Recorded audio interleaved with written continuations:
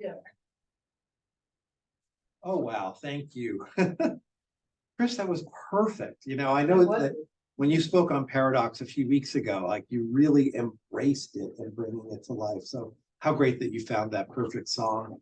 And boy, it reminds me of the singer-songwriting era where there's just such rich poetry. Like the first chord and the first words you sang, I just felt like little bubbles of water in my eyes. That's what that was, right? Just brought back this energy, and that's the beauty of the perfect song. So thank you for something. That's the one they did in Coda, if you remember. Absolutely, it took me right there to that in Coda, and that, which is the movie, which won an Academy Award, I think, didn't it? Yeah. Or somebody did in it. Yeah, beautiful movie if you haven't seen it. So thank you. We wrap up Paradox with a talk called The Genius of the And, A-N-D, the genius of the And. And this whole month has been about holding these things in mind and heart at the same time, with the goal of letting something new emerge out of that willingness, as opposed to staying hooked in a polarity of this or that, of either or, of sticking our heels in the ground and saying it's only this way. Because we know what happens when we get that. We get stuck. So truly embracing the genius of the and remember the phrase, the paradox mindset that we've talked about, that it really is our way forward. That Ernest Holmes, in creating this teaching called the science of mind, which really is just an amalgam of different spiritual philosophies, of the threads of truth, but that it's really poised at this kind of teaching and this tipping point that we're at in the world, and our ability to help co-create a world that works for everyone. We have to use the power of this teaching to bring people together in that third way path. I mean, if we can't do it here, then where can we do it? How can we model true, authentic, open relationships with ourselves, with others in the world, but to be able to do that here, even when we don't agree on things? As we embrace all different aspects of life, navigating the ups and downs and working together to see the benefits of perspectives other than our own. I like my perspectives, but being open to the others, right? It lets us solve problems that were created at a time when solutions seemed impossible. We can then find that the paradox mindset is a natural next step in spiritual evolution. Ernest said, life is for us today. There will be no change for tomorrow unless we do the changing today. Today we are setting in motion the power of tomorrow. Today is God's day, and we must extract from it what of life we are to live. One of the founding principles, that were put together to describe the science of mind says we believe in one mind. We believe that the universal spirit, which is God, operates through a universal mind, which is the law of God. And that we are surrounded by this creative mind, which receives the direct impress of our thought and acts on it. It receives the impress into the creative medium of spirit and acts on it. This means that all the paradoxes that we see in the world must be, in their totality, an aspect of the one. It's either oneness or it's not. Like we've said that a lot this year. This also means that all of the problems, challenges, polarities, either or thinking, suffering, and the ways the world isn't currently working must be aspects of the one mind. Realizing the truth that there is no separation allows us to open up our minds to a greater understanding of the world and embrace the genius of A-N-D thinking.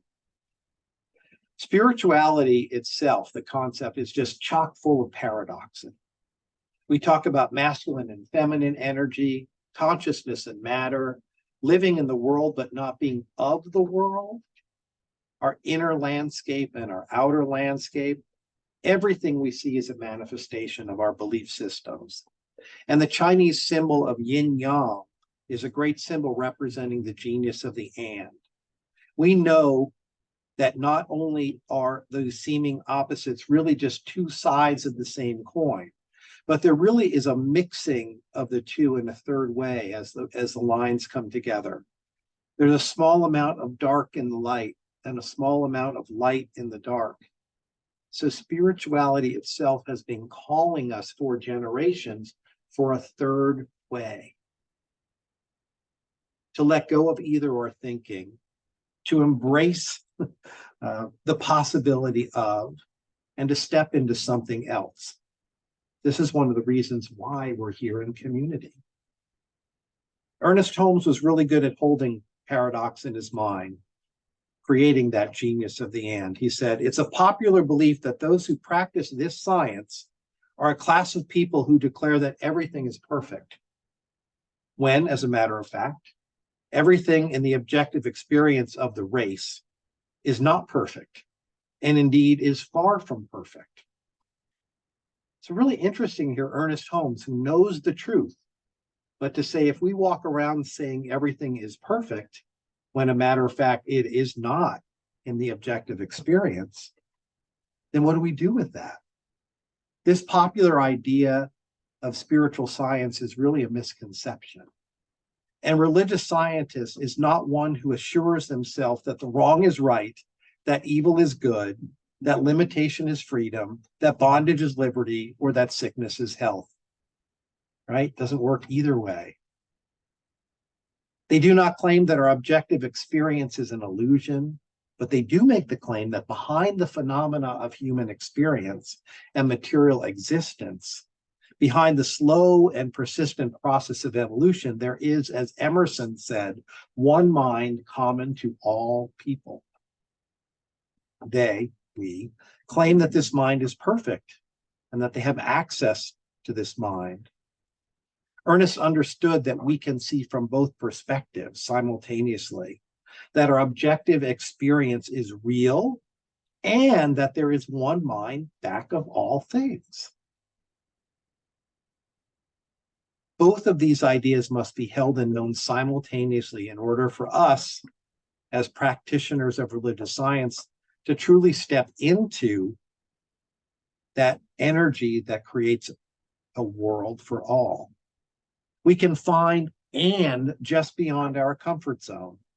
When we let go of certainty and embrace that paradox, we find the and every time we release our attachment to our old paradigms and step into a new way of being. We are called to embrace the and in everything we do as we support one another, shifting our thinking and standing in the one mind. Now, how do we move forward with paradox? We have a unique perspective that's valuable and necessary to continue to move forward.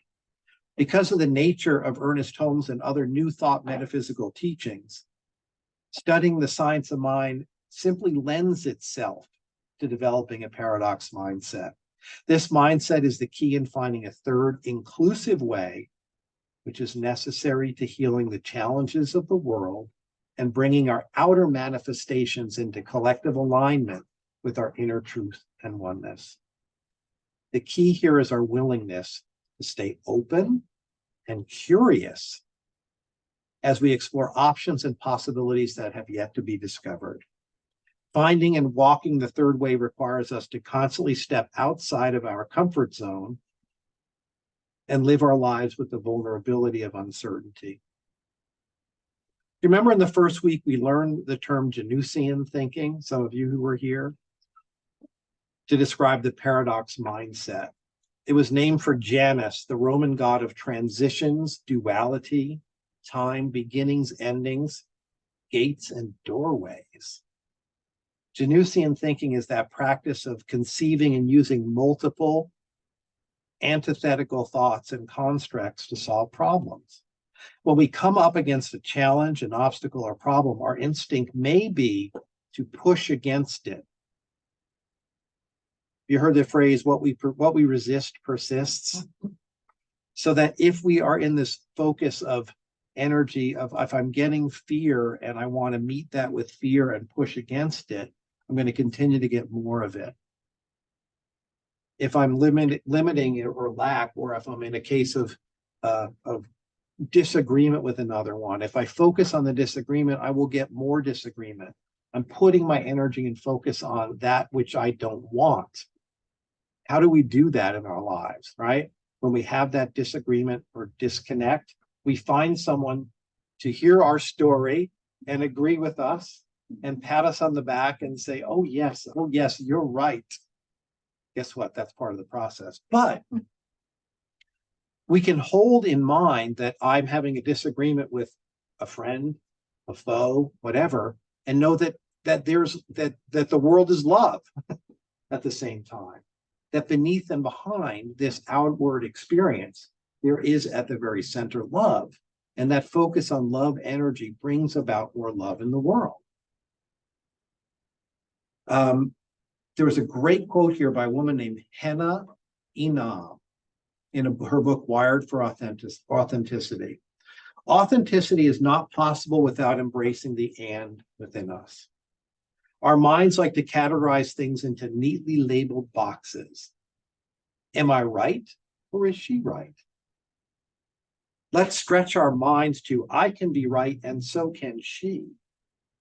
Embracing the and is like yoga for the brain. Love that.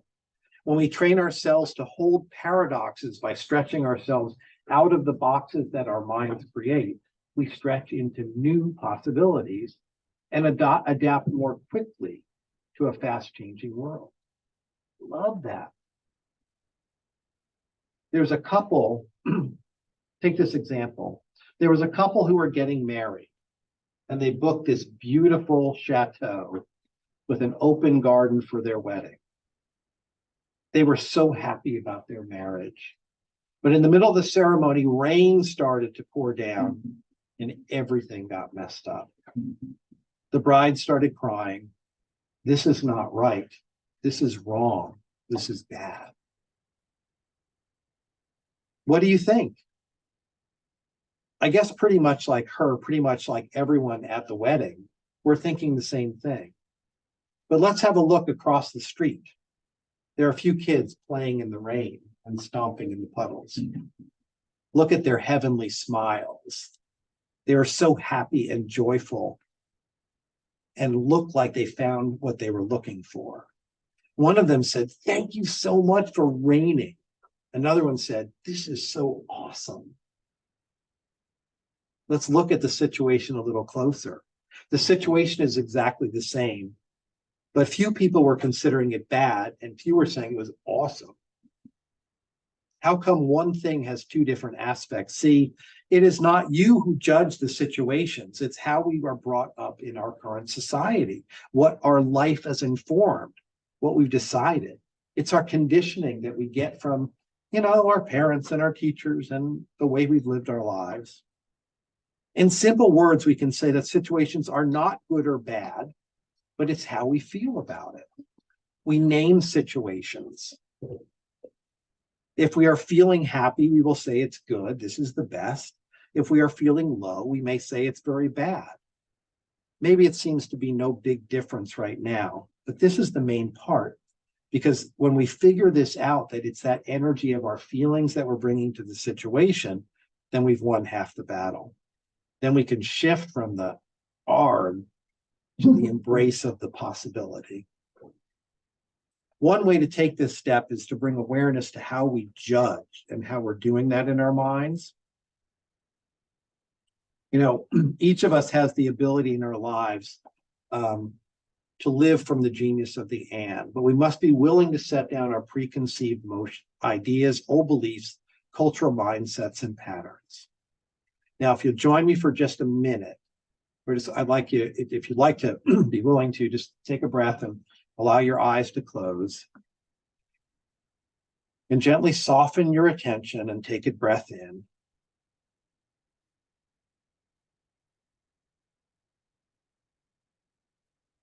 In everyday life, we often like to categorize experiences into I like or I don't like.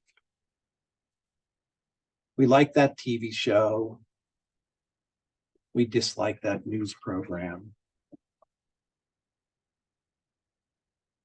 We like the warm feeling of the sun. We don't like the wind gusts and rain that upset our day. This sorting of things into good and bad are things that we do unconsciously. When we view an experience as categorically bad, we resist, we push against that experience and make it more unpleasant than it needs to be. Mindfulness, the simple practice of anchoring in the quiet and being aware that this judging is happening, invites us to simply have an experience without judging it and not classifying it as positive or negative. Try for a moment this week. When walking down the street, notice how often you label something as good or bad. The red light, green light, sun on your face, the dog barking across the street. Think about how our minds are saying good, bad, like, dislike. Not to make it wrong, but just to bring it into your awareness. That's one of the keys of the practice of being mindfulness, allowing the pauses between these moments. As we release our judgments in those little moments, we can work to slough off the big judgments that we have and just be aware. It's awareness. So breathing in again, I share with you these words of the Buddha. An untroubled mind no longer seeking to consider what is right and what is wrong. A mind beyond judgments watches and understands.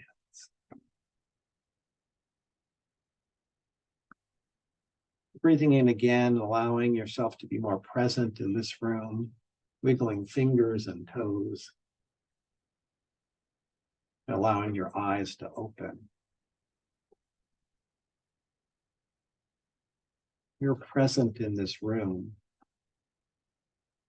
knowing that we are spiritual beings having a human experience. Let's take with us from this day the practice of mindfulness and willingness to hold this and that at the same time.